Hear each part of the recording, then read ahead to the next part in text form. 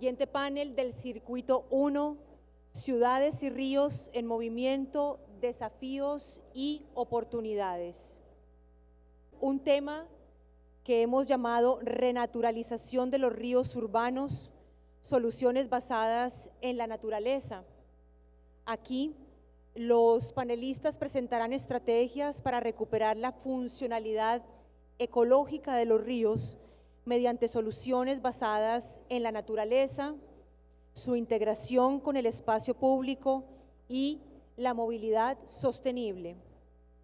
Invito a esta conversación a Natalia Castañeda, quien será la moderadora, es la directora de Medio Ambiente de Azocapitales.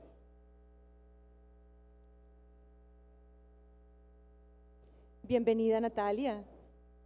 Invito a Álvaro García Resta, ¿está por aquí? Sí, yo estoy haciendo llamado de lista y no sé si han llegado todavía, sí estás acá. Urbanista, arquitecto experto internacional y líder en innovación para el desarrollo urbano sostenible de la Argentina. Muchas gracias por estar aquí. Invito a Wilson Ariel Ramírez. ¿Sí está por acá? Sí está por acá. Gerente del Centro de Soluciones Basadas en Naturaleza del Instituto Humboldt en Colombia. Muchas gracias, Wilson.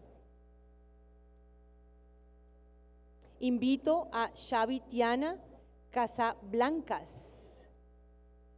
También, bien por el llamado a lista, muy cumplido Xavi, coordinador general de la Oficina Técnica de Gerencia Área Metropolitana de Barcelona. Muchas gracias, Xavi, por estar aquí. Invito a Sebastián Sunderhaus. Uy, ese título tuyo está bien difícil. Ven acá, Sebastián, porque esto yo no lo sé leer. Director Sol Natura en… Deutsche Welle. Léelo tú. Deutsche Gesellschaft für internationale Zusammenarbeit, pero es más conocido como GIZ Colombia, que es la cooperación alemana en Colombia. Exacto, pero está muy bien que lo hayas dicho en alemán porque ahí me hubiera rajado yo, incapaz de hacerlo. GIZ, muy bien, bienvenido. Y también invito a Eric Richard Castro, ejecutivo principal, asesoramiento técnico en biodiversidad y clima de la CAF en Colombia. Muchas gracias también, Eric, por estar acá. Bienvenidos todos, adelante con su conversación y que disfruten.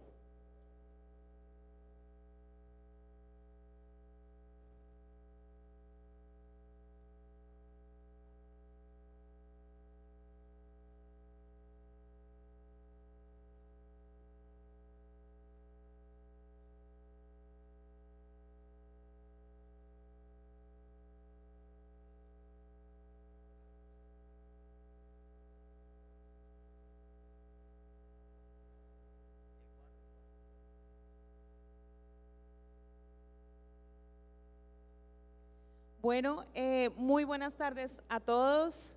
Sé que nos corresponde un momento difícil de esa transición de la ruta gastronómica a este panel, pero creo que el mensaje de este panel es muy potente porque es un paso práctico, un paso real de lo que se habló esta mañana, del cómo realmente poder integrar una perspectiva de transiciones, una perspectiva de visión del territorio hacia los ríos, hacia las experiencias pues que vimos esta mañana, pero en este panel lo que queremos es discutir un modo de hacerlo y un modo tiene que ver con las soluciones basadas en la naturaleza, con la innovación que hay en el desarrollo urbano y con experiencias concretas que es lo que vamos a discutir y a conversar el día de hoy. Tenemos unos panelistas que les van a presentar a ustedes una diversidad de experiencias de Barcelona, de Buenos Aires, por supuesto de experiencias de nuestras ciudades y territorios colombianos y otros proyectos que también han hecho a nivel regional en América Latina. Entonces, pues en nombre de Azocapitales, que es la entidad que hoy represento, queremos también unirnos a ese mensaje de los retos que tienen las ciudades en la implementación de soluciones basadas en la naturaleza. Esta mañana Brigitte hablaba de los enfoques diferenciales que hay que tener sobre el territorio, de esas ciudades que van a ser las ciudades del futuro y que van a implicar necesariamente que también seamos innovadores en cómo estamos planeando el territorio, cómo estamos desarrollando las políticas ambientales, las políticas urbanas, y eso es un factor muy importante. Solamente y a manera de contexto, quiero compartir con ustedes qué es Asocapitales y por qué queremos hacer parte de esta discusión. Y Asocapitales, para quienes no la conocen, es la Asociación Colombiana de Ciudades Capitales. En este momento tenemos las 31 ciudades capitales de departamento de Colombia que hacen parte de nuestra agremiación, pero además también Uribia como capital indígena de Colombia y Providencia como capital raizal. Es decir, hoy en día nuestra asociación tiene 33 ciudades. ¿Qué representan estas ciudades en Colombia? Pues representan cerca del 47% de la población total del país. Es decir, que tenemos una concentración de población, unas ciudades tan grandes como Bogotá, como Cali, como Medellín, pero también unas ciudades que están creciendo, unas ciudades intermedias, muchas muy parecidas a las ciudades que hoy están acá, de las alcaldías e intendencias que hoy están aquí de otros países, pero también unas ciudades muy pequeñas, ciudades de la Amazonía, ciudades del Pacífico, con unos retos en la gestión territorial muy particulares. Entonces, estas ciudades capitales, como ustedes lo ven allí proyectado, ocupan el 10% del territorio nacional, pero concentran casi el 50% de la población de toda Colombia. Por eso esta discusión, por eso Asocapitales está llamado a ser parte de estas discusiones. Adicionalmente, casi que todas las capitales tienen en su territorio un río de gran importancia y hoy están migrando a cómo convertir estos ríos en parte estructural del desarrollo urbano. Entonces no es un tema alejado de las capitales, es un asunto de la mayor prioridad en la gestión urbana y en el desarrollo urbano sostenible, que seguramente Álvaro ahora en su intervención va a profundizar. Adicionalmente tenemos retos muy importantes, no solamente en la gestión hídrica de estos ríos, sino en lo que representan para el desarrollo económico de las ciudades capitales. El turismo, el desarrollo económico, pero también todo el desarrollo cultural y social que hay alrededor de los cuerpos de agua. La siguiente, por favor. Solamente para sintetizar este interés de las ciudades hacia las soluciones basadas en la naturaleza, que ha sido un tránsito progresivo que han tenido las ciudades, pero sobre todo un reto que hay aún por gestionar y que un espacio como este foro, como este encuentro, lo que permite es tomar esas experiencias exitosas. ¿Para qué? Pues entendiendo que tenemos que hacer una protección y restauración de ecosistemas, que hay una necesidad urgente de gestionar el cambio climático en las ciudades, en el panorama que vimos esta mañana. Tenemos también que asegurar la calidad del agua y proteger las fuentes de abastecimiento, pero además revisar cómo está el ciclo hídrico en cada una de las ciudades y gestionar los riesgos que están asociados a la gestión del agua. Lo mencionaba Brigitte también esta mañana, Puerto Carreño pues tiene una situación de una ciudad que ante las precipitaciones casi que ha durado inundada los últimos 2 meses y eso tiene que ser gestionado a nivel territorial.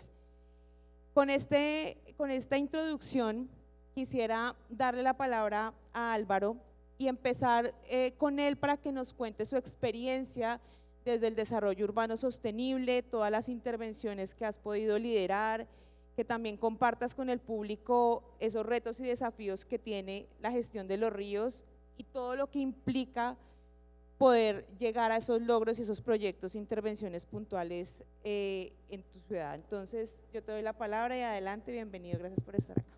Muchas gracias. Bueno, me voy a parar, permiso. Acaba de pasar el almuerzo, así que para despertarnos un poco, por lo menos yo, voy a… Esa, ahí está. Muchas gracias. Bueno, titulé esta presentación BA Río, ¿no? Es Buenos Aires y el río, pero tiene dos títulos, porque la idea de vincular Buenos Aires y su río, para nosotros, es la evolución de barrio, ¿no?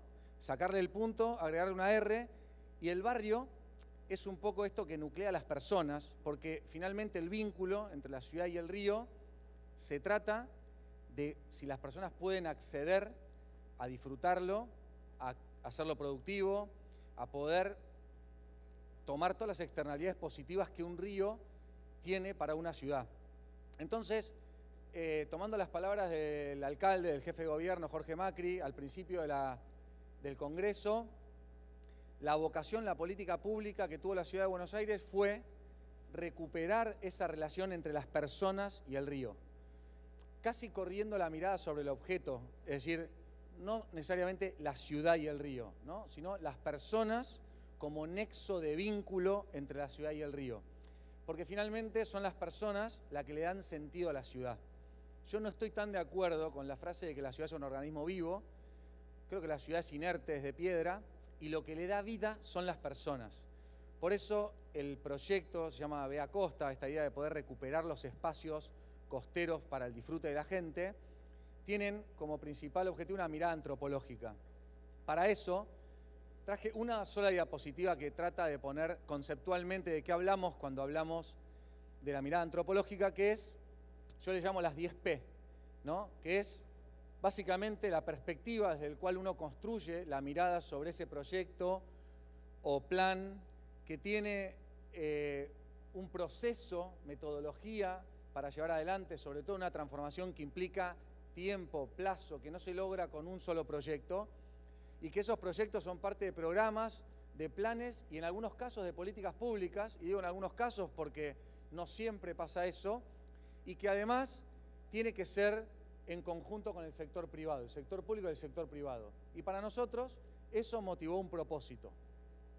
Entonces, para mí es una diapositiva que resume un poco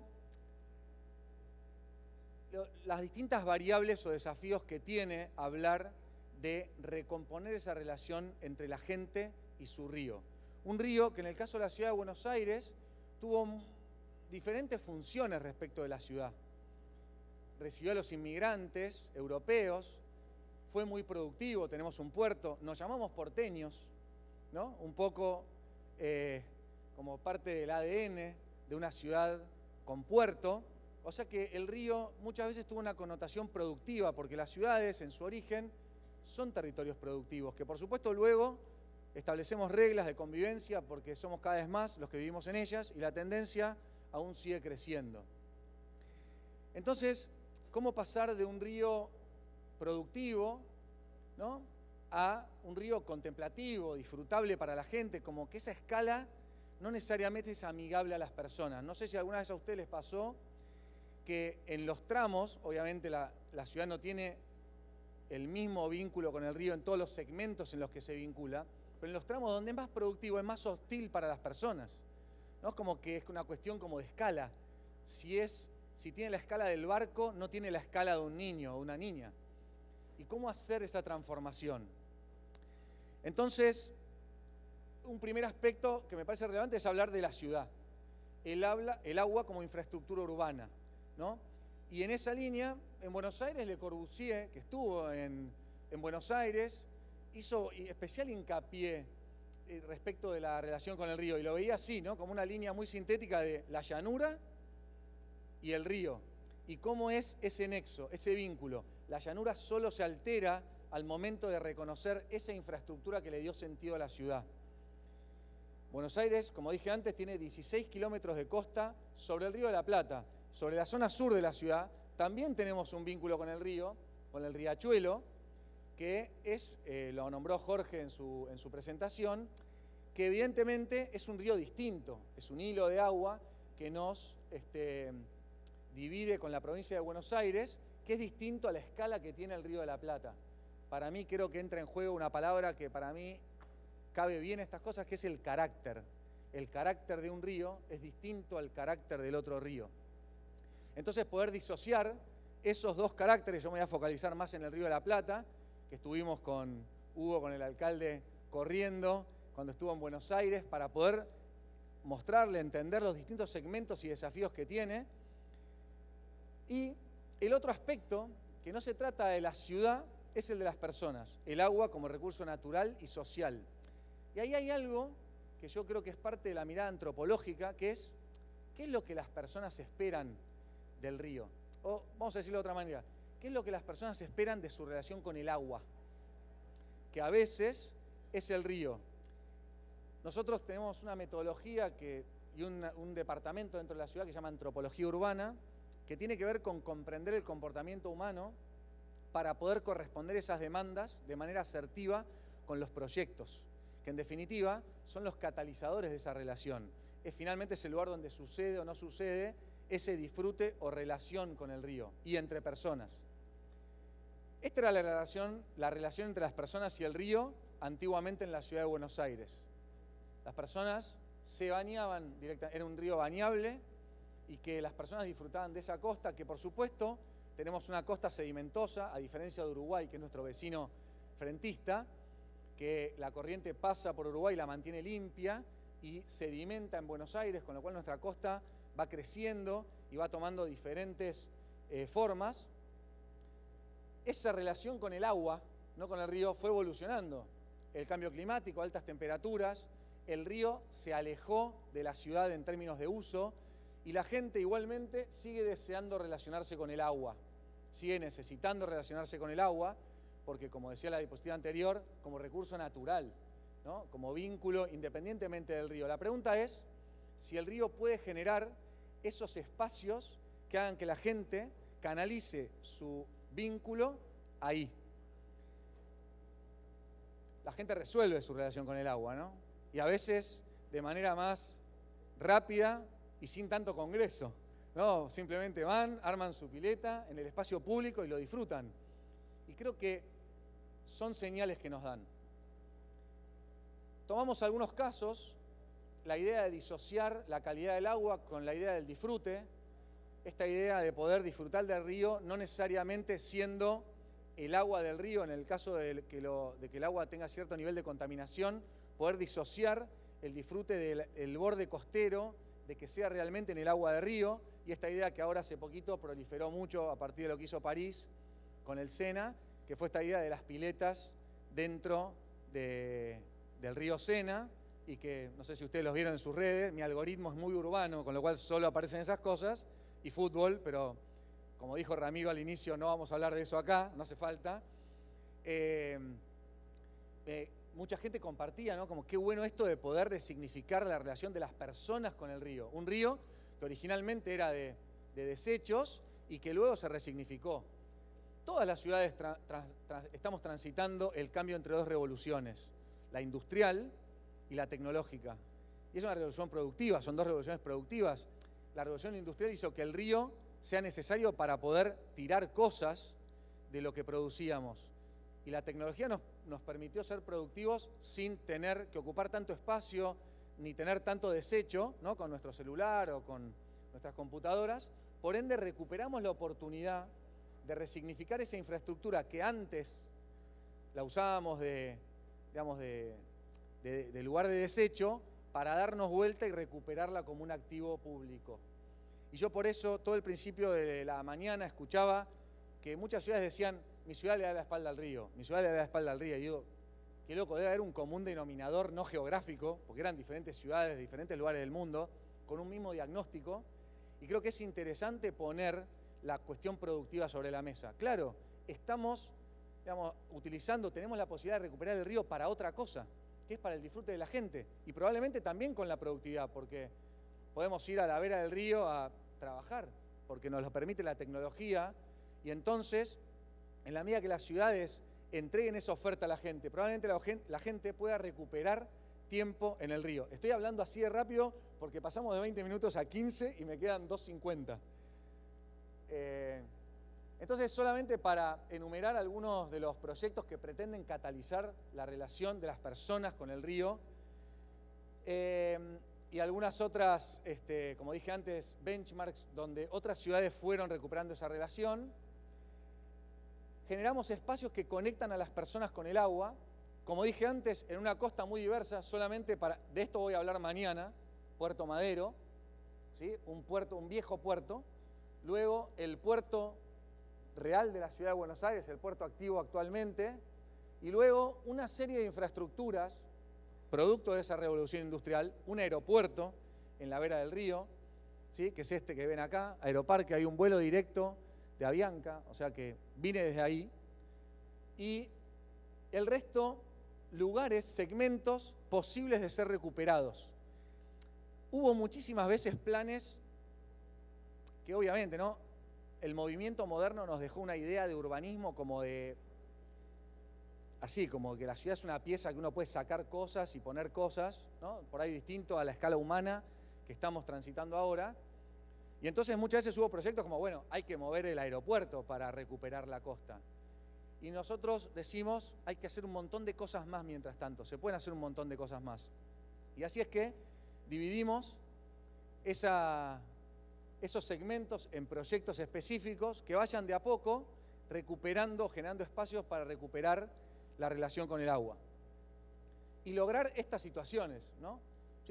Yo no le presto tanta atención a cómo es la baranda, soy arquitecto igual, ¿no? O sea, me importa la forma de las cosas, pero creo que la forma sigue a la experiencia. Y la experiencia de las personas si generamos espacios para que la gente se junte, la gente se va a juntar. Y si generamos espacios que no están de alguna manera comprendiendo qué es lo que motiva a la gente, dos cuestiones para mí muy importantes del espacio público, la atracción, o sea, convocarlos, y la permanencia, y es que pasen mucho tiempo ahí, entonces probablemente el proyecto se concrete, se construya, pero por ahí no sea exitoso o sostenible en el tiempo. Este era un espacio, como ven, muy asociado a la memoria. En Argentina tuvimos, en Buenos Aires en particular, un atentado gravísimo y horrible, que fue la voladura de la embajada de la AMIA, previa a la embajada de Israel y luego la AMIA, una asociación del pueblo judío, y los escombros de ese atentado fueron dispuestos a la vera del río. Durante muchos años fueron evidencia del juicio, y cuando el juez liberó la evidencia, la institución pretendió hacer de ese lugar un lugar que pueda recordar esa memoria. Y para nosotros, por supuesto, nos parecía muy importante generar un espacio público que tenga como lugar, como propuesta convergente, recordar. Hicimos un espacio público que permite una peregrinación infinita, le llamamos, que es transformar eso que podía cualquiera ver como escombros en un lugar que realmente proponga la memoria. Hicimos una playa de arena. Buenos Aires no tiene, así como otros lugares de la provincia de Buenos Aires, costa de arena. Buenos Aires no tiene arena como las playas paradisíacas del Caribe, pero sabemos que hay usos que la gente hace en la arena que no hace en el pasto, ¿no? Es muy común en este espacio público en particular, que se parece a una playa, aunque no tenga la relación con el mar o con el río en este caso, pero los usos, la gente juega al vóley, al beach volley, o hacen cosas que hacen en la playa, porque el espacio público propone una convergencia de un uso específico que una persona hace en la arena y no hace en el pasto. Y obviamente en esa costa tan extensa pretendemos generar diversidad de opciones y de atracción. Voy todo lo rápido que puedo. Recuperamos un espacio muy grande, producto del relleno, y creamos lo que se llama el Parque del Vega, producto de un relleno que surge de una obra de infraestructura que aliviana los cauces de ríos subterráneos, y esa tierra que sacamos la recuperamos para ensanchar la costa de Buenos Aires y hacer un espacio público. Allá al fondo se ve la playa de arena, la otra, toda conectada entre sí. La otra, este proyecto en particular, tiene usos mucho más, el lugar es más extenso, por ende convoca a usos también que necesita más espacio. No es muy común ir ahí y ver que un grupo de 10 amigos pusieron arcos improvisados y una cancha de fútbol.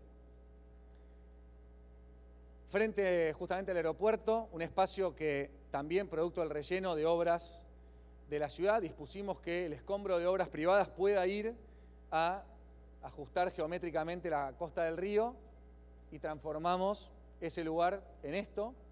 Y la idea es que, como dije antes, en esa pirámide de las 10P, es que los proyectos sumados con un propósito vayan dando por resultado un plan de recuperación sostenible en el tiempo del vínculo entre la ciudad y el río.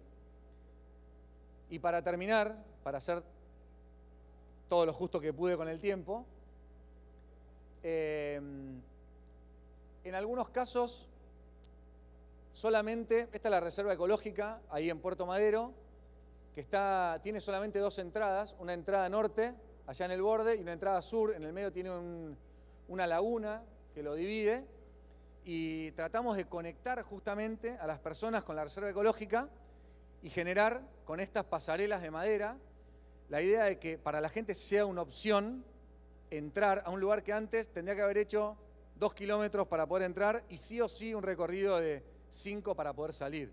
Y eso obviamente disuadía la idea de que alguien se embarque en esa aventura de hacer sí o sí un recorrido extenso para poder estar dentro de la naturaleza. Entonces hicimos como esta estructura más liviana, de madera, que además se mete por dentro de la reserva y en vez de bordearla, uno puede estar dentro de la naturaleza. Y luego recuperamos un terreno de 70 hectáreas, que era de dominio privado, el terreno más grande de dominio privado de la ciudad de Buenos Aires, que era la vera del río. Recuperamos el 50% de ese proyecto para hacer un parque público anexado a la reserva ecológica. Este es un dibujo de Le Corbusier también, cuando vino a Buenos Aires, que imaginó Buenos Aires desde el río, ¿no? Miró la ciudad y dibujó unas torres parecidas a esas que se veían recién en el último proyecto. Y yo traje para terminar una frase de Heráclito que me gusta mucho, a propósito del río, y en la planificación urbana, que para mí es una ciencia prospectiva, que siempre es hacia adelante, que siempre, como dijo el alcalde en su discurso inicial, pretende potenciar la infraestructura hacia el futuro, y es que ningún hombre pisa el mismo río 2 veces, porque ni el río es el mismo, ni tampoco el hombre es el mismo. Así que tenemos la oportunidad de resignificar nuestras infraestructuras, potenciarlas hacia el futuro y que las disfrute la mayor cantidad de gente. Muchas gracias.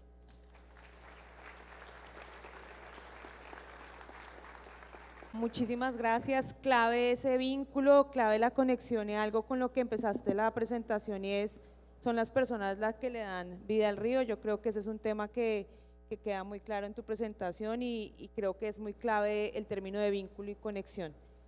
Le paso la palabra a Wilson para que nos cuente también desde el instituto esas experiencias que el Instituto Humboldt ha venido adelantando y que creo que son un ejemplo importante de cómo integrar soluciones basadas en la naturaleza y renaturalización en nuestros ríos y espacios urbanos y rurales. Wilson, vale, excelente. Muchas gracias a ti, alcalde Hugo, muchas gracias a todos por también estar aquí, todavía a esta hora de la tarde, a la organización por invitarnos al Instituto Alexander von Humboldt a poder estar en esta ciudad. Hoy vengo a hacer una conversación corta, voy a correr igual que tú porque el tiempo nos lo redujeron, pero lo importante es que mi presentación está más asociada a una reflexión de qué estamos hablando cuando hablamos de soluciones basadas en naturaleza. El Instituto Alexander von Humboldt, sobre todo para mis colegas extranjeros, para varios de los que están acá, es un instituto nacional de investigación en temáticas ambientales, de hecho es el Instituto Nacional de Investigación en Biodiversidad, y ha ido migrando históricamente a escenarios donde la biodiversidad se vuelve cada vez más un reto y los espacios urbanos regionales son un reto muy importante. Para el instituto desde el 2014 venimos trabajando en estas temáticas y yo que gerencio todo el equipo de soluciones basadas en naturaleza hemos venido pensando en este escenario. Colombia, sobre todo para nuestros amigos internacionales, es un país anfibio. De hecho hablamos de Colombia anfibia, Montería es anfibia y además tenemos una cantidad muy importante, millones de personas que están dependiendo constantemente del agua. Lo que ven allí en esferas azules es la dependencia directa del número de habitantes en grandes ciudades y ciudades intermedias de Colombia, donde estamos hablando de más de 17 millones de personas dependiendo directamente del recurso hídrico que sobre todo está en nuestro país asociado a la alta montaña. a la conservación de lo que es las zonas altas, como presentaban hoy Paramillo y Montería. ¿Qué relación tienen? Y eso es una discusión muy interesante en el sentido de que nuestros grandes asentamientos urbanos en Colombia son principalmente andinos, de media y alta montaña, y muchos de ellos son caribeños. Por lo tanto, hay una codependencia, y esto es una señal que quiero enviar sobre todo a nuestros jóvenes que están sentados ahí atrás y que están pensando a futuro para dónde ir. Pensemos en esa profunda codependencia que tiene el ciclo del agua como un ciclo o un viaje que es mucho más hidrosocial, no solamente hídrico. En el colegio nos enseñaron a todos el ciclo del agua y uno le mostraban la nubecita y llovía y evaporaba. En realidad es mucho más complejo que eso. Y en realidad la buena gestión que se puede hacer en una ciudad de tierra baja, como puede ser Montería o puede ser una ciudad del Caribe, va a beneficiar directamente a ciudades de alta montaña.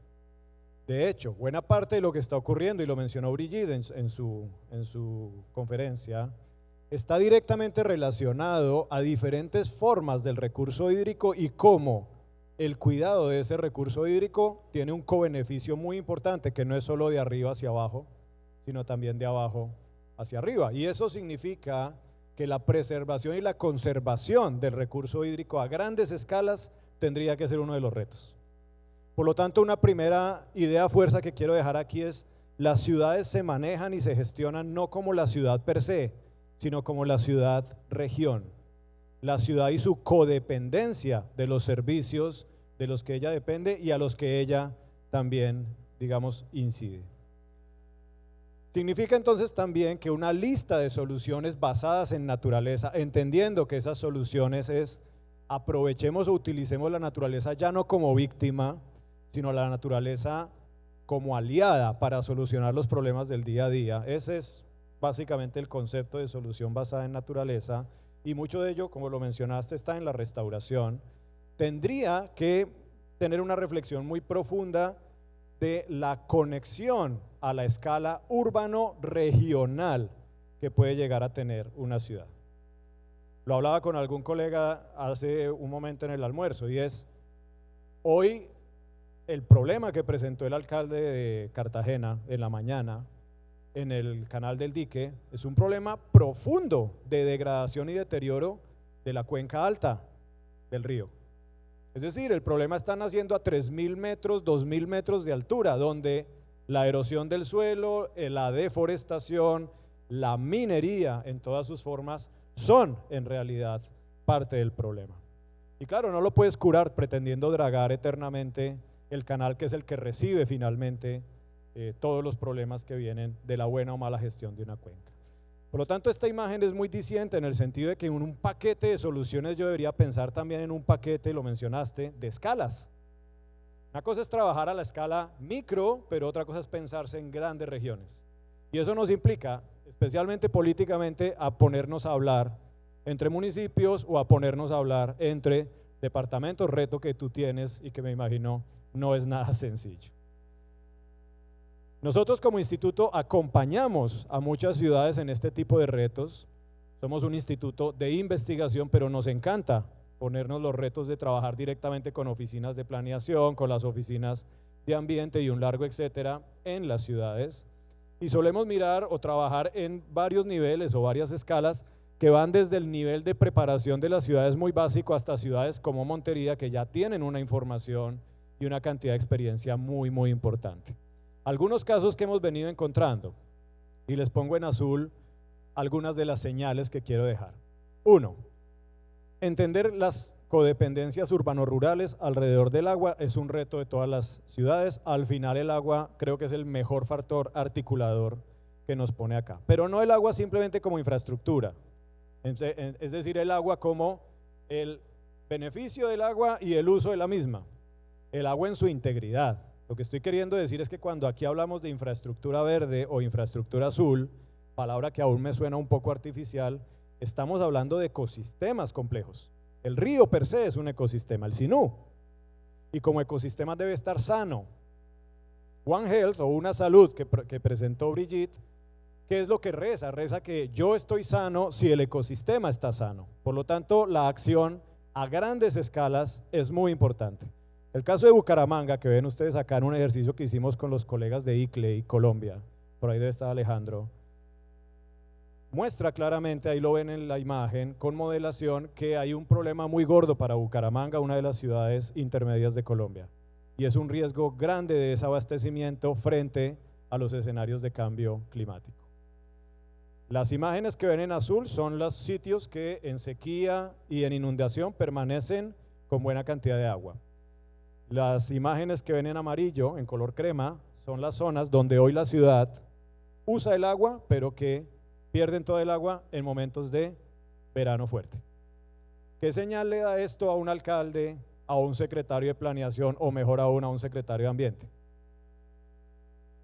Hay una señal importante y es la de la foto de hoy de la ciudad no es la foto del día de mañana. Segunda señal o segunda mensaje clave, debemos conocer y gestionar nuestros ecosistemas. Tal vez una de las segundas regiones metropolitanas más grandes de Colombia, estamos hablando de 10 municipios y más de 4 millones de habitantes, el área metropolitana del Valle de Aburrá nos presentó un reto muy interesante y es evaluemos dónde están los humedales en el Valle de Aburrá. Estamos hablando de Medellín, obviamente segunda ciudad más grande de Colombia, con todos sus municipios. Nos sentamos 2 años a trabajar con ellos, el resultado lo ven rápidamente en ese mapa y pasamos de no más de una decena de humedales que estaban formalmente en el plan de ordenamiento a 140 que pudimos encontrar en un trabajo muy juicioso con la comunidad local y con los habitantes. Muchos de ellos, que es lo que más me preocupa, ahí lo ven, al menos 32 y unos 44 están o desaparecidos o tienen una urgencia manifiesta de ser restaurados.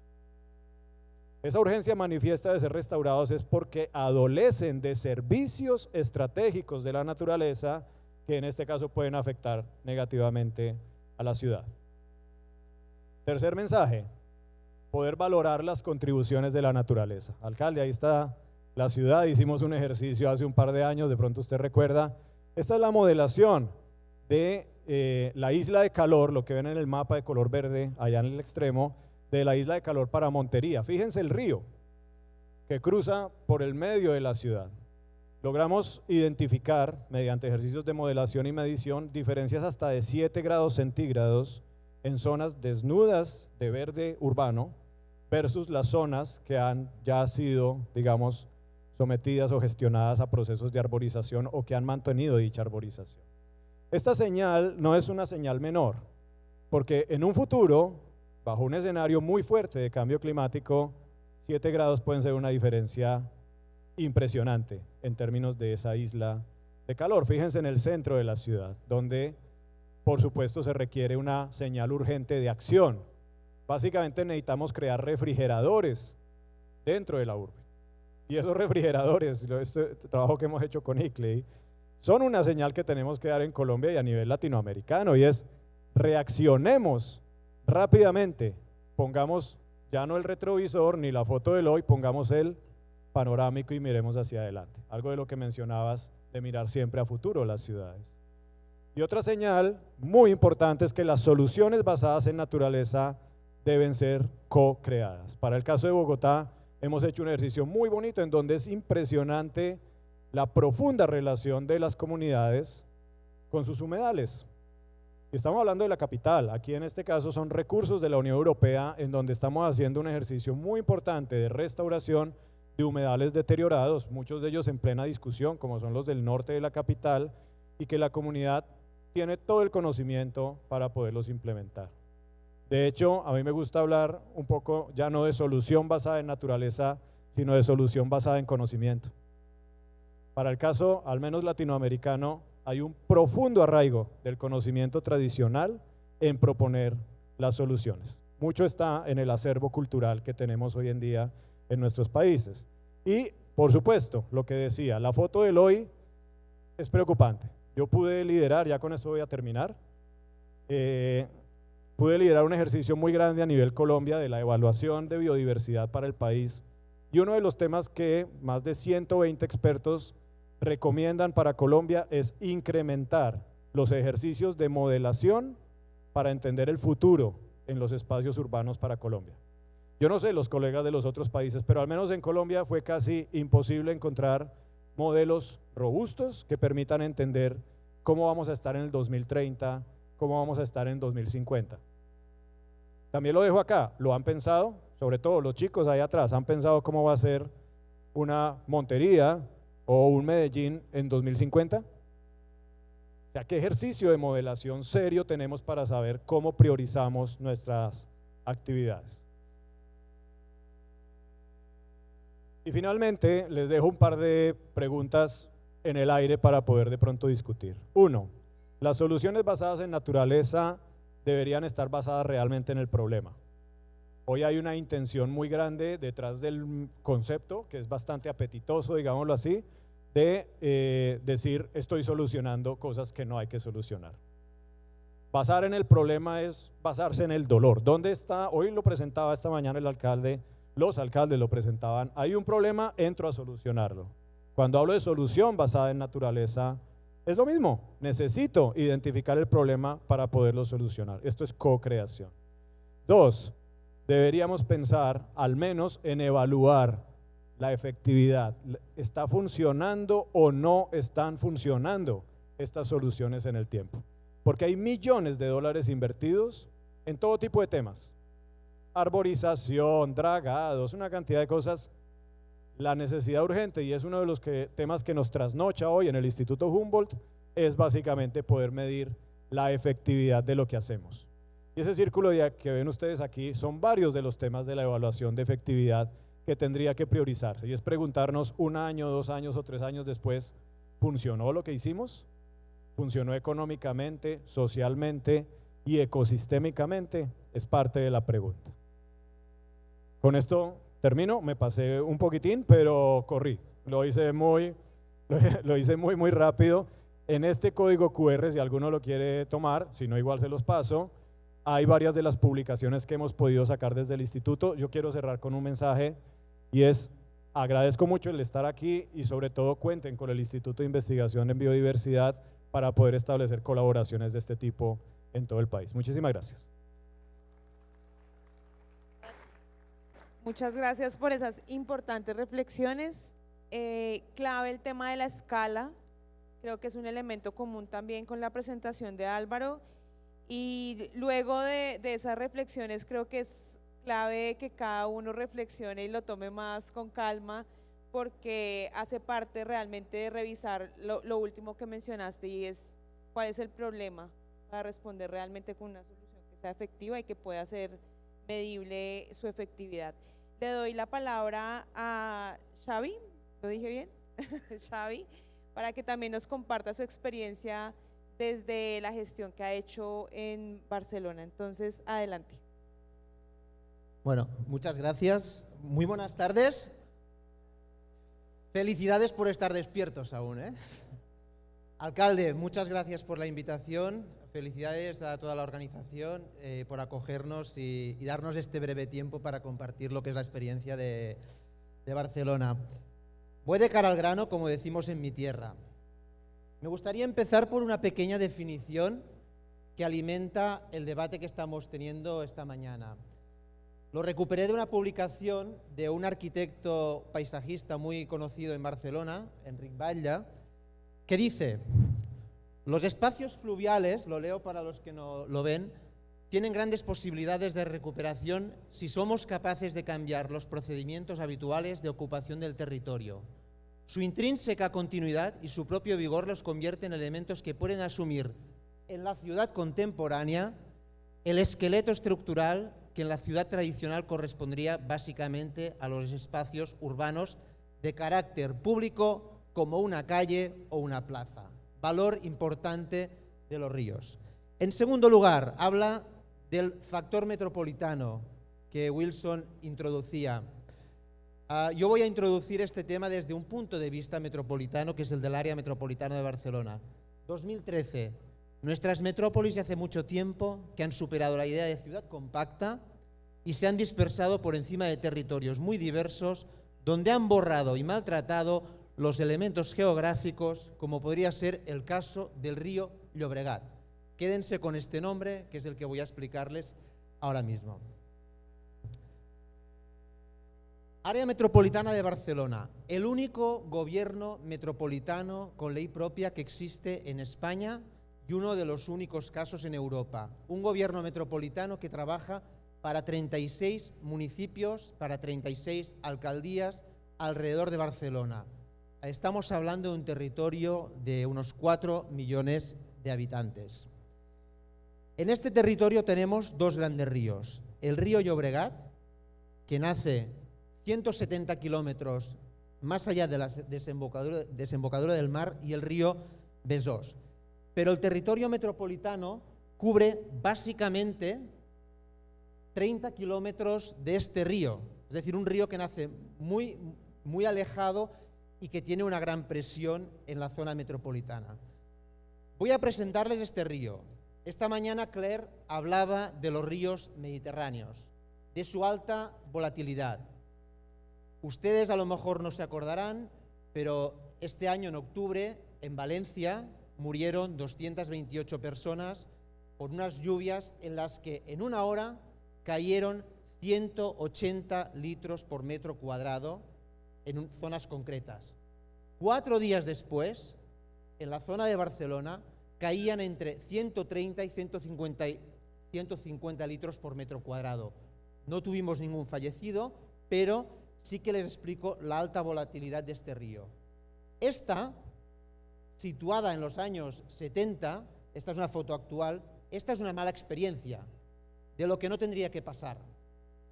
Este es un río en el que a partir de los años 70 se cambió su curso por razones físicas y de infraestructuras. Es un río que está cosido por grandes infraestructuras terrestres y subterráneas. Como pueden ver, aquí tienen el río, me voy para aquí, así también me ven. Tienen el río y hay por una parte una gran autopista y por otra parte una línea de tren. Es decir, este río, el llano fluvial, tenía entre 1 y 2 kilómetros y ahora está reducido básicamente a 300 o 400 metros. Hemos cambiado el curso, lo hemos modificado por la acción humana.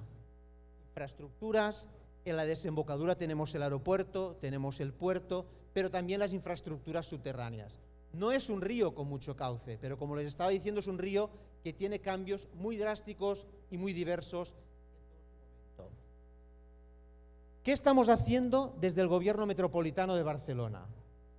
Damos servicio a los 36 municipios, pero especialmente a aquellos por los que pasa el río. Y este caso, el que les decía, es el del río Llobregat, 30 kilómetros de río en la zona metropolitana. ¿Qué hacemos como administración metropolitana en este río? El mantenimiento. Hacemos el mantenimiento por cuenta de los 16 municipios, por lo tanto, generando economías de escala, y en este mantenimiento nos cuidamos de los caminos, nos cuidamos de la biodiversidad, nos cuidamos de la ordenación. Gastamos alrededor de 400.000 euros al año, 450.000 dólares al año, en un régimen de gobernanza. Es decir, nuestros servicios técnicos tienen diálogo diario con los equipos técnicos de los municipios. ¿Qué tipo de tareas hacemos? Mantenimiento de los caminos, desbroce, riego, especialmente en momentos de sequedad, mantenimiento de las infraestructuras del río. Este es el mantenimiento que se hace de un wall después de una crecida importante por muchas lluvias, lo limpiamos. Ordenación y mantenimiento de los caminos. Por lo tanto, aquí lo hacemos a nivel metropolitano, generando economías de escala. Desbroce, etc. Segunda línea de intervención, mantenimiento, inversiones. Desde el Gobierno metropolitano destinamos una partida de fondos para hacer inversiones en los ríos. Y lo hacemos en régimen de concurrencia competitiva. Es decir, lanzamos una convocatoria, los municipios que tienen ríos presentan proyectos, nosotros damos cofinanciación y una parte de estos fondos los cofinancian los municipios. Por lo tanto, hay compartimiento, hay cogobernanza en todo esto. Y son proyectos que quien los redacta son nuestros equipos técnicos, quien los licitan son nuestros equipos técnicos y quien los ejecutan son nuestros equipos técnicos. Por lo tanto, un alcalde, una alcaldesa no tiene que preocuparse de estas inversiones, las hacemos nosotros. ¿Qué tipo de proyectos estamos haciendo? Les doy alguna cifra. En este periodo de mandato vamos a gastar alrededor de 30 millones de dólares desde el año 25 al 28. Hemos gastado en los anteriores periodos de gobierno alrededor de 25 millones de euros, 30 millones de dólares más o menos. Ejemplos de proyectos que hacemos: recuperación de márgenes del río, vados inundables para que la gente pueda cruzar de un lado al otro del río, conectores, puentes, acciones de ciencia ciudadana, de recuperación paisajística del río con la participación de la ciudadanía, pasarelas, refugios como el refugio de la biodiversidad. Y les voy a dar una novedad aquí en Montería. Recientemente, hoy mismo, el Gobierno de España nos ha confirmado que han seleccionado uno de nuestros proyectos entre los 12 proyectos ganadores de una convocatoria que lleva financiación europea, que es para recuperar, renaturalizar y reordenar el río Besós, que es el otro río que tenemos. Es este río de aquí. Este es el Llobregat, el que les presentaba, y este es el río Besós. Acabamos de ganar un proyecto que lleva un 40% de financiación de la Unión Europea, en el que vamos a gastar 2,7 millones de euros, en el que vamos a recuperar esta desembocadura, muy afectada por infraestructuras, en una zona que a nivel social tiene grandes presiones, y a través, como decía Wilson, de soluciones basadas en la naturaleza. Soluciones que no solo son recuperar el valor ambiental, sino también privarlo de la presión ciudadana que pueda haber, es decir, para conservar la biodiversidad. Damos acceso al río, pero protegemos su acceso ante la presión ciudadana que tenemos. Esta es la zona en la que vamos a actuar. Tercera línea de actuación: mantenimiento, inversiones, estudios. Hacemos estudios para ver el estado de la biodiversidad y de los conectores ecológicos que tenemos en el río. Pensar que estamos en una zona de grande presión ciudadana, humana. Por lo tanto, es importante ver los conectores que tenemos de la biodiversidad, qué elementos de biodiversidad tenemos, y esto lo hacemos mediante estudios. Aquí no les voy a leer las conclusiones, pero sí que, por ejemplo, pueden ver alrededor de 192 estructuras, 192 conectores biológicos que tenemos, y su funcionalidad: en verde aquellas que son altas, en amarillo medias y en rojo bajas. Por lo tanto, pueden ver que en esta zona de gran presión urbana hay estos conectores, pero que debemos mejorarlos, y son estudios que hemos presupuestado. Aquí hay algunos resultados, por ejemplo, de lo que sería la actividad faunística que hemos visto del zorro, del tejón, del jabalí, algunas de las especies que se observan. Por ejemplo, aquí ven una imagen de fototrampeo de lo que sería la nutria vista en la parte alta del Llobregat hace 5 años. En estos estudios hechos hace 1 año y medio lo hemos podido ver en la desembocadura, que es una zona de gran presión humana. Cuarta línea: mantenimiento, inversión, estudios. ¿Qué piensa la ciudadanía? Hacemos encuestas para ver qué valor se da a estos espacios. Ejemplos. Tenemos 3 ejemplos de infraestructura verde en la zona metropolitana de Barcelona. El río, 200.000 visitantes al año, 2,5 millones de visitas al año, en una zona como esta, en solo un río. Las playas, por ejemplo, tienen 11 millones de visitas al año. Las playas son un activo social, ambiental y económico muy importante para Barcelona. ¿Qué nos dicen estas encuestas? Mayor utilización en la zona baja del río, en la zona alta menos, Ahí se ven un poco en la metodología cuáles son los activos de los visitantes y cuáles son las zonas de acceso. ¿Qué nos dicen estos estudios? El 57,9% de los encuestados van a pie, 39,5% en bicicleta y 2% en otros medios. Esto es un poco preocupante. 75% de los visitantes son hombres. Las mujeres visitan menos el río. ¿Será por seguridad? ¿Será por acceso? ¿Será por menos tiempo libre? Esto es una cosa que deberíamos revertir. Por edades se da un peso mayor al grupo de 45 a 64 años y también las frecuencias. La mayoría de usuarios visitan el río 2 o 3 veces a la semana. Y lo más importante para nosotros, la valoración de los ciudadanos. El río tiene una valoración global de 8 puntos sobre 10, entre 7,5 y 8 puntos sobre 10. Esto como administración nos da un buen valor. Especialmente se valora la proximidad, la tranquilidad, la accesibilidad. También hay críticas. Hay críticas al uso del río y presiones como el incivismo,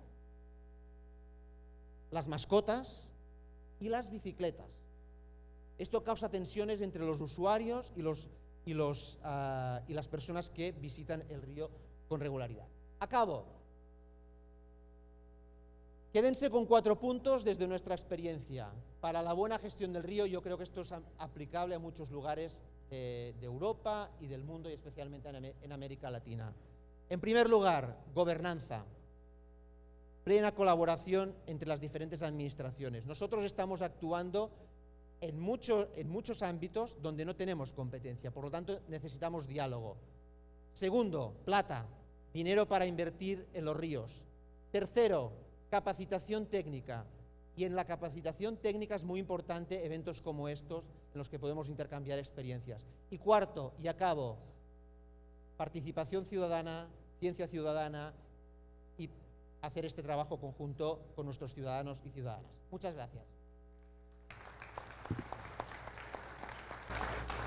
Xavi, muchas gracias. Yo creo que clave ese cierre de tu presentación con los mensajes directos e importantes de lo que has recogido en tu experiencia. Le doy la palabra a Sebastián para que también, creo que hay un enlace también con lo que Sebastián y la experiencia que él tiene en términos de gobernanza, pero pues Sebastián, que seas tú entonces quien le dé la apertura a este tema. Adelante, tienes la palabra. Buenas tardes, muchas gracias. Y primero, obviamente, muchas gracias, alcalde Hugo, por ese gran foro. Yo creo que la próxima semana hay que añadir Montería a las listas para conferencias de ese calibre en Colombia. Y creo que eso es un gran logro de alcalde Hugo y de su equipo. Y impresionante la ceremonia anoche en la plaza, realmente muy emotivo y bonito. Lo único que me falta, debo decirlo, alguna acrobacia del alcalde, porque si se fijan en su Instagram, ellos aquí tienen un alcalde que hace movimientos increíbles, digno del Circo de Sol. Así que eso esperamos el último día aquí en la tarima, por favor. Yo soy de la GIZ, que es la Cooperación Técnica Alemana. Nosotros somos la agencia del gobierno federal de Alemania que apoya a nuestro gobierno de implementar la cooperación en 120 países. Entre ellos está Colombia. Tenemos 270 personas trabajando en nuestras oficinas aquí en el país. Y uno de esos programas, Solnatura, que brevemente menciono al final, también implementa aquí en el departamento de Córdoba. Y si hablamos de cambio climático, muchas veces hablamos del costo en términos monetarios, y está muy válido y muy bien así, pero muchas veces también es un poco abstracto. Y además estamos aquí en la tarde después de una tremenda comida que quizás es un poco difícil de digerir, por lo cual pienso que tal vez hay otra perspectiva ante el cambio climático que ven un poco en este mapa que se está presentando.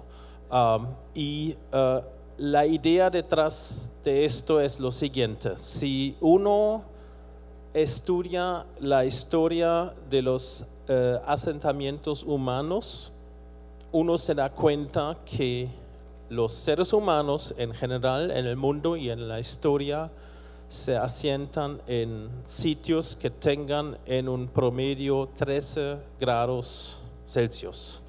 Estamos hablando aquí de un promedio anual de la temperatura media anual de 13 grados. Suena muy frío, pero si se fijan, aquí en Colombia, por ejemplo, Tunja, en Boyacá, tiene ese promedio. Y para aclarar, estoy un poco simplificando, obviamente, las cosas. Hay muchos otros parámetros, digamos, para vivir en ciudades. Uno de ellos, un alcalde con, digamos, esas habilidades acrobáticas, y muchos otros, pero un factor muy importante es la temperatura promedio. Entonces, ciudades como Tunja, aquí en Colombia, San Francisco, en Estados Unidos, y la mayoría de las ciudades en el Mediterráneo, en Europa, entre ellos Montpellier, que hemos escuchado esta mañana, tienen una temperatura más o menos de 13 grados en promedio anual. Y pues eso es intuitivo, que el ser humano es más productivo en una temperatura mediana, donde la agricultura también, digamos, tiene condiciones más favorables, que esos calores que lamentablemente cada vez más vamos a ser testigos en el mundo. Es más agradable trabajar afuera en esas temperaturas, digamos, agradables, que en sitios muy, muy calientes. Ahora bien, si ahora convertimos esas temperaturas en colores, vamos a darnos cuenta que la zona verde aquí en el mapa tiene esta temperatura agradable. Y este es un mapa calculado a 2100. O sea, así se va a ver el mundo en términos de temperatura en 75 años. Y las temperaturas, digamos, más rojas y el morado ya son temperaturas donde ya no será tan agradable, tan productivo, tan seguro vivir, y hasta pueden ser mortales, porque la morbilidad en esas temperaturas tan altas va aumentando. Y abajo vemos las diferentes temperaturas del aumento, y el 1.5 es lo que acordamos como unidad en París, que esto debe ser nuestro, digamos, meta. Y ya hoy en día hay un 10% de la población mundial que queda afuera de lo que llamamos nichos climáticos humanos, que quiere decir que esas zonas agradables verdes, hoy en día ya tenemos 10% de la población afuera de esto. Y si miramos los diferentes escenarios aquí, y ya lamentablemente hemos pasado una proyección que probablemente no vamos a alcanzar las metas de París, sino el escenario actual. Hay diferentes cálculos y escenarios, pero hay un consenso que es probablemente el 2.7 grados aumento. No suena mucho, pero en ese escenario ya una tercera parte de la población mundial queda en zonas, digamos, que no son habitables. Y creo que ya mientras tanto podrían ver Colombia como es el escenario allá, y eso es muy preocupante. Y si vamos a un escenario aún más pesimista, por decirlo así, estamos hablando ya de la mitad de la población global que queda, digamos, en esta zona poco amigable con la vida humana, en 4.4 grados. Ahora bien, ¿qué hacemos ante esta situación? Y gracias a Dios hay digamos, diferentes estrategias de cómo hacerlo. Y aquí también vemos, y no quiero profundizar mucho por respecto al tiempo, también que la mitad de los, digamos, riesgos globales en el futuro son de alguna otra forma o cambio climático o relacionado con la naturaleza. Ahora, lo que sí nos ofrece una solución son las soluciones basadas en la naturaleza, es decir, que usar la naturaleza como aliado y como estrategia de, digamos, atender estos desafíos. Y especialmente en ciudades, esto puede ser una clase de nevera que nos ayuda a manejar esos, digamos, escenarios extremos. Y aquí vemos el ejemplo de París que ya se mencionó, donde ya en el Sena uno puede nadar. Y el agua nos ayuda a manejar las ciudades y, perdón, las olas de calor en las ciudades. Ahora, ¿cómo hemos llegado allá? Les voy a mencionar un ejemplo de Alemania, donde hoy en día tenemos ya muchos ríos. Ese es el caso aquí de Múnich, en Bavaria, donde la población puede disfrutar y tiene acceso a los ríos. Pero esto no ha sido siempre así. Antes los ríos se veían, como lo vemos aquí a mano izquierda, y donde vemos que muchos ríos aquí en Latinoamérica y en otros países, digamos, todavía se ven así. Este es el río Emscher, que era en una zona muy industrializada y muy poblada en Alemania, y a través de unas intervenciones en los últimos 25 años lograron renaturalizar el río, y eso es el mismo sitio, y si ustedes comparan, eso se ha mejorado bastante. Tengo muchos datos, pero voy a saltar esta parte. Creo que aquí el mensaje clave, ¿cuál es? Eso es muy costoso, y lo vimos en diferentes, digamos, presentaciones, y uno como ciudadano o el que paga impuestos se pregunta, pero eso es muy costoso, pero de lo que poco hablamos es qué beneficios nos trae esto.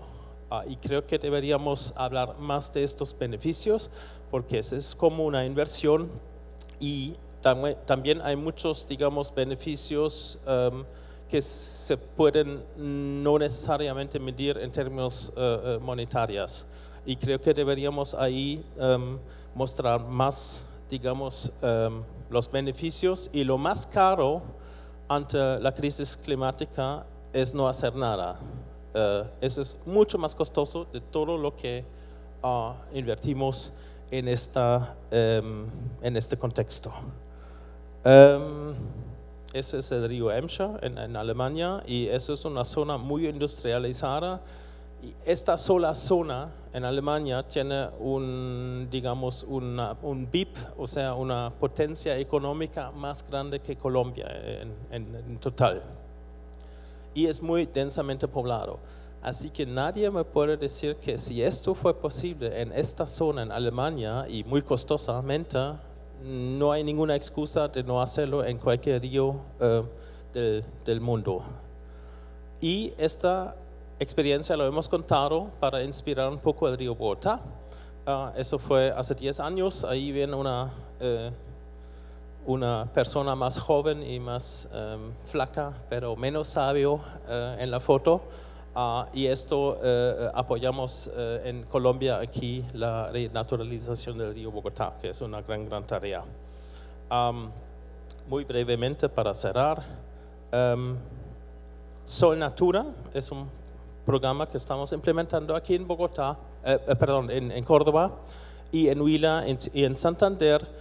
Y lo que hicimos fue lanzar un mecanismo de financiamiento para que instituciones puedan aplicar para recibir financiamiento para soluciones basadas en la naturaleza. La convocatoria actual ya cerró, pero ese mecanismo va a abrir la convocatoria también más adelante y pueden volver a aplicar o aplicar los que no han logrado aplicar en esta ocasión, y eso es uno de los aportes del gobierno federal de Alemania ante esa crisis climática. Muchas gracias.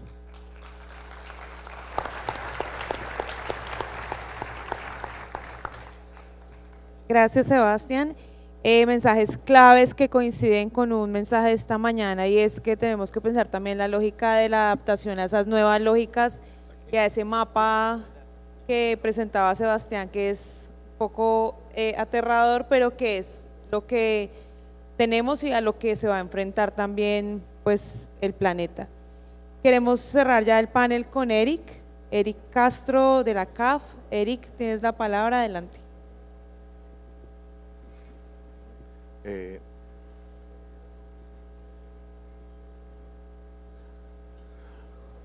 Buenas tardes a todos. Muchas gracias, alcalde, por la invitación y felicitaciones. Un saludo para mis compañeros panelistas. En el día de hoy vamos a concentrarnos un poco, aquí han dado grandes exposiciones sobre la relación río-océano, porque acá son claves las soluciones basadas por la naturaleza. En últimas, es el océano el que recoge todo lo que llega a través de los ríos. Voy a pasar por tiempo de manera muy rápido, pero algunas cifras de manera muy rápida. El 80% del plástico que hoy tenemos en los océanos proviene de los ríos. Y tenemos plásticos que encontramos que están a cientos de kilómetros del río donde se dispuso. Desafortunadamente ya tenemos en el océano más de 400 zonas que se consideran zonas muertas, y están muertas por exceso de nutrientes, básicamente por contaminación antrópica. 40% de los manglares en el Caribe están degradados por temas de contaminación, especialmente en zonas urbanas, grandes pérdidas en erosión costera. Los ríos juegan un tema vital. Los ríos pueden ser la fuente del sedimento que requieren las playas, pero también pueden ser la causa de que se agrave. Y tenemos bastantes problemáticas con aguas residuales. El mar es el gran receptor de lo que llega en los ríos. Las ciénagas juegan un rol importante también en el caso colombiano, en el Caribe. Yo diría que somos un país de ciénagas, porque hacen ese lazo entre el río y el mar, y a veces son un ecosistema olvidado en esta discusión. Me acuerdo cuando trabajaba en el ministerio, a veces no identificamos claramente qué área debería encargarse de la ciénaga. Yo manejaba mares, Bosques decía yo manejo aguas dulces, y las ciénagas quedaban allí como en un gris sin gobernanza en ocasiones. Juegan un rol súper importante y es llamar la atención sobre su importancia en zonas como Colombia. Yo de soluciones basadas en la naturaleza, aquí ya hubo muchos expertos. Yo diría que hoy hay grandes experiencias. Estos foros ayudan muchísimo, porque ayudan a, por un lado hay que construir sobre lo construido, como decía el alcalde, pero por otra parte también hay que aprender de las experiencias positivas y negativas que ya se tuvieron en otras partes del mundo. No tenemos que partir de cero planificación, y eso es un mensaje de que ya hay muchas experiencias en estos temas, que las soluciones basadas en la naturaleza no deben tener el temor que hay a veces de integrar infraestructura verde, gris. Sé que no te gusta el concepto de infraestructura azul, pero yo soy bastante azul y siempre lo defiendo. Y que tengamos en cuenta que esta conexión no es solo río-océanos, sino que siempre, y lo más importante, es que debe generar beneficios para las personas. ¿Por qué un banco, hablando de esto? Y CAF básicamente es un banco que se compromete, es un banco latinoamericano y del Caribe, es un banco de accionistas latinoamericanos en su mayoría. pero adicionalmente CAF ha sido un banco de una gran expansión. Partió con 6 países andinos en el 68, hoy somos y creciendo más de 24 países, casi que somos el banco con mayor cobertura en la región. Pero hay un hito importante y es que CAF en el 2021, nuestro actual presidente Sergio Díaz Granados de Colombia tomó la decisión de que CAF evolucionara a ser el banco verde y azul de Latinoamérica y el Caribe. Y esto no es un eslogan, esto es una meta y una transformación profunda en el banco. El 40% de nuestras operaciones tienen que ser verdes a 2026 y el 50% a 2030. Y esto implica movilizar más de 25.000 millones de dólares. Es por esto que CAF tiene una gerencia de acción climática y diversidad positiva en un banco.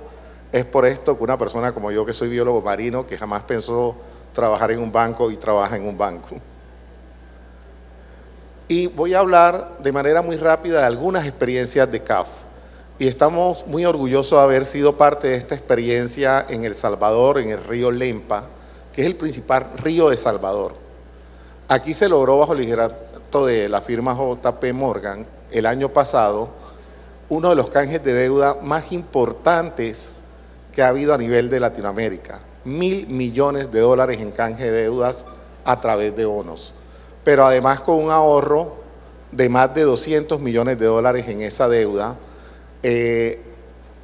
y con una inversión de 350 millones adicionales garantizada por 20 años para la cuenca y restauración del río. Y un poco nuestro rol acá fue dar el crédito, o sea, dar la confianza,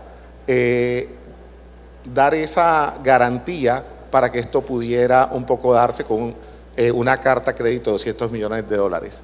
Creemos que este es un gran ejemplo que podría ser replicado en otras localidades donde Colombia todavía, por ejemplo, no ha entrado todavía en este tipo de negociaciones. Y adicionalmente, esto genera financiamiento mixto. CAF además prestó 25 millones, estamos con fondos verdes y demás, y creemos que es una muy buena experiencia.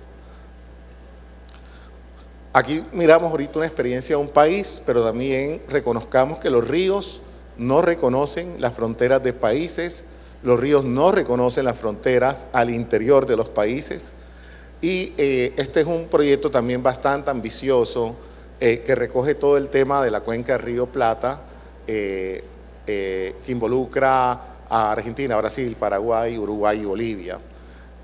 Aquí participa no solo CAF, participan muchos otros socios. Por aquí está Andrés de OEA, que juegan un rol muy protagónico en esto. Y adicional a estas inversiones, en esta zona se tuvieron proyectos financiados por el Fondo Verde Mundial. Ponemos a disposición que CAF es agencia implementadora ante el GEF, el Fondo Verde del Clima, el Fondo de Adaptación, y podemos trabajar en conjunto con ustedes en estos temas de interés. Pero adicionalmente luego se convirtieron en proyectos con inversiones concretas, en Argentina por más de 100 millones de dólares, en Uruguay por 14 millones de dólares, en Paraguay, donde trabajamos desde temas de inundaciones, obras, resiliencia climática, restauración y otros temas. Y vamos a poner otro caso muy emblemático en Colombia, que es el caso de la Ciénaga de Mallorquín.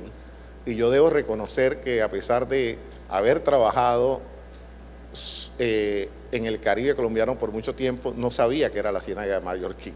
O sea, de verdad lo digo con todo el tema, pero aquí bajo un gran liderazgo de la alcaldía de Barranquilla, y coincidencialmente con el apoyo de dos hijos de Montería, Carlos Correa como ministro de Ambiente, que jugó un rol muy importante en financiamiento, en facilitar permisos, en articulación con la alcaldía, y Fabio Arjona, que fue un articulador con el sector privado, con el grupo Argos, con cooperación internacional.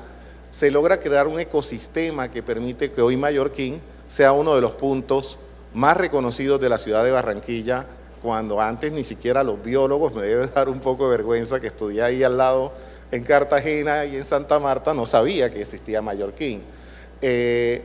Hoy es un proyecto emblemático y es un proyecto donde yo resalto sobre todo que pudo haber una gobernanza con un interés donde confluyó eso que pedía hoy el alcalde de Cartagena, confluyó lo nacional con lo internacional. Por último, voy a cerrar con experiencia de Guayaquil. No me atrevo aquí a hablar mucho, aquí está nuestro amigo Manrique, ministro de Ambiente de Ecuador y que además vive en Guayaquil, que les puede dar mucho más detalles de si estas inversiones han servido o no, pero Guayaquil ha sido un desafío, sobre todo en temas de saneamiento básico, donde se han hecho grandes inversiones en el estero del Salado, donde también han confluido diferentes formas de financiamiento. Ya para cerrar, es importante que estos proyectos tengan en cuenta la naturaleza como base, es decir, soluciones basadas en la naturaleza, la academia, la ciencia, pero que también tiene que confluir una gobernanza que sea inclusiva, que sea coherente, que haya articulación entre lo regional y nacional. No se saca un proyecto de gran escalamiento mientras que no haya una apuesta hacia el proyecto tanto del país como lo local, vinculación de comunidades. Lo otro es que es un rol en el financiamiento, tenemos que seguir innovando los bancos, GIZ y muchas organizaciones en bonos temáticos, canjes de deudas, financiamiento mixto. Y aquí dejo un mensaje ya para terminar también a las universidades aquí presentes que necesitan involucrarse en lo que está pasando en el mundo en estas discusiones de la COP de biodiversidad, de la COP de cambio climático, y requieren que los estudiantes sepan sobre temas de financiamiento, de bonos, porque desafortunadamente esto no nos los están enseñando hoy en las universidades en Colombia. Y como lección clave, no temerle miedo a que hay que mezclar infraestructura verde, gris, ciudades resilientes, océanos. Y para terminar, básicamente los ríos hacen la función de arterias que mueven la vida. Esas ciénagas son como unas válvulas que regulan ese equilibrio en la relación río-océanos, y el océano es ese gran corazón azul que nos conecta a todos. Muchas gracias. Bueno, con la intervención de Eric cerramos este panel. Un agradecimiento a cada uno de ustedes por sus aportes, por su experiencia, y bueno, los invitamos ya a seguir dando esta discusión en los paneles que continúan ya mismo. Muchas gracias.